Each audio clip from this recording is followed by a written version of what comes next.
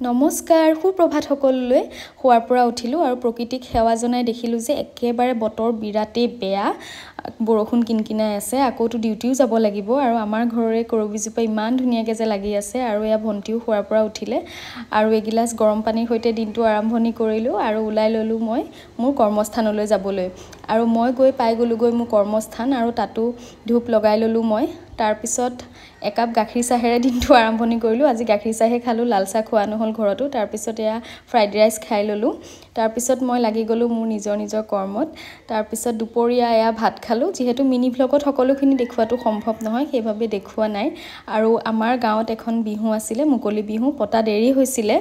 তাৰপিছত এয়া কৰ্মস্থানৰ পৰা আহি পেলাই এয়া বিহু চালোঁ অলপ ফূৰ্তি কৰিলোঁ সকলোৱে মিলিজুলি আমাৰ গাঁৱত এবাৰ ফাংচন পতা নাই বিহু পাতিয়ে থৈছে তাৰপিছত বৌ এজনী ঘৰত আহিলোঁ তাতে একাপ চাহ খালোঁ আজিলৈ ইমানেই বাই